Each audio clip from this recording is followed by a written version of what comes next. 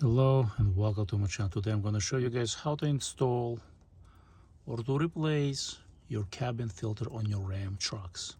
First, you gotta pop the glove box. And how do you do that? Very simple. You gotta squeeze one side, you gotta squeeze the other side. You squeeze, as you can see, and then that side pops out. Keep in mind you have this tab, this little, not a tab, but like a wire or let's see if we can get it right there. That holds it. Keep that in. Keep it there. There is no need to remove it. Right there's the cabin filter. So there is two tabs. There's one tab there. There's one tab up there. You squeeze and you remove. Let me show you up close. See right there the tab? Same thing. Simple and straightforward, not much to it. And you just pull the filter out.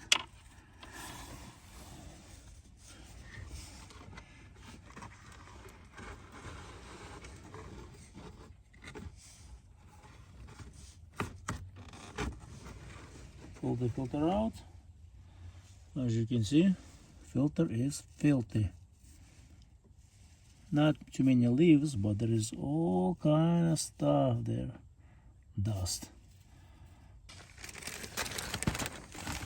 BNX. This is the filter we're going to install. Made in USA. Allergy, dust, bacteria, and virus defense. The filter is made in USA. It's a HEPA, 99.97% filtration efficiency. Should be replaced once a year or every 12,000 miles. You can get subscription and save money by subscribing it, you know what I mean, if you do a lot of driving.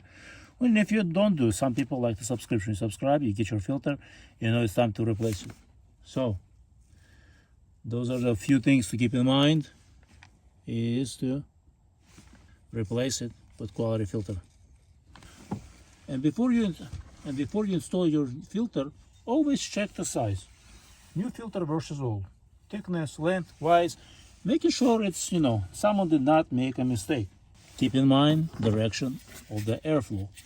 You remember, airflow is pointing down. Filter has arrows. Where is it? Right there, airflow. So, how you install it? Same way, you pull it back, pull it out.